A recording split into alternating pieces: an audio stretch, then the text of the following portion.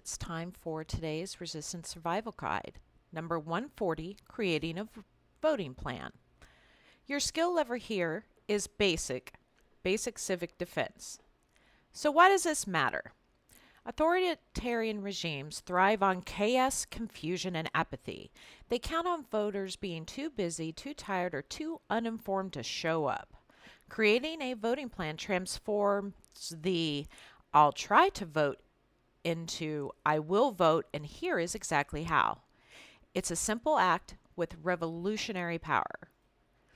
Because coordinated, reliable turnout can flip races, especially now, defending democracy and protecting communities that are under attack, it is essential that we absolutely create voting plans and follow through with them. Example of importance. In 2020, states with well-organized community voting plans where groups help members check registration, arrange transportation, and share ballot information saw turnouts jump by 12%. And that's pretty significant when you're talking about tens of millions of people. Meanwhile, regions without those networks saw widespread voter suppression succeed through misinformation and logistical obstacles. Every local election since has reinforced the same truth.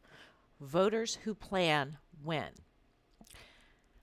Our step-by-step instructions start with Step 1, confirm your registration. Visit nass.org, Can I Vote, in your state election site to confirm your registration status, name, and address. And we especially need to be doing this frequently as they keep purging voter rolls and going through and making voting changes. If anything looks off, update it immediately. Deadlines vary by state to state, so make sure that you do it early and that you do it often. We know that last election there were several people who, because their addresses had changed, were unable to cast a vote. Step 2, know your deadlines. Mark your calendar for registration deadlines, mail-in ballot request cutoffs, and early voting start dates and election day. Use your phone's reminder app and share those dates with friends. Choose how you'll vote. Decide whether you're going to vote early, by mail, or in person on election day.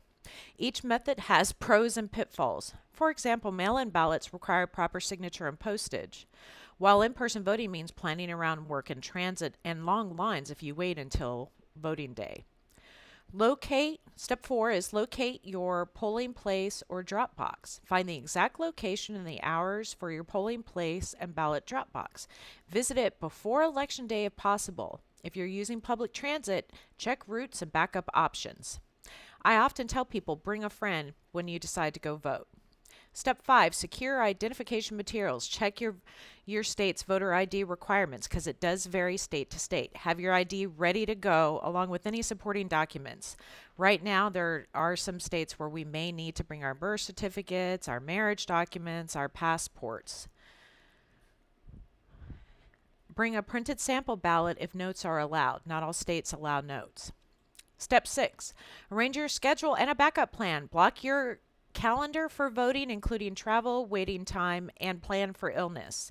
One of the reasons why it's important to plan early voting is just in case you happen to get sick, right on election day, and waiting at the last minute could really blow things.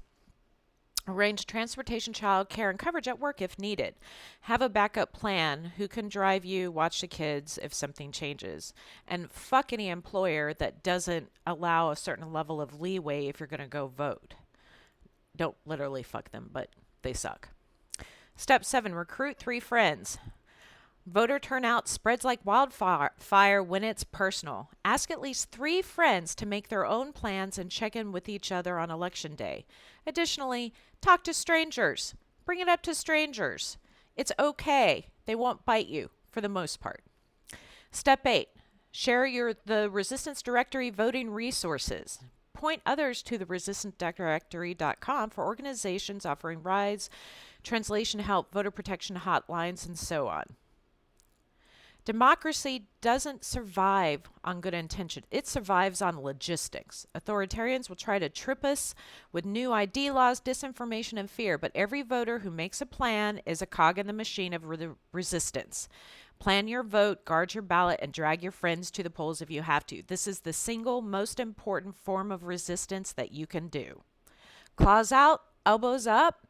I will see you guys at the polls.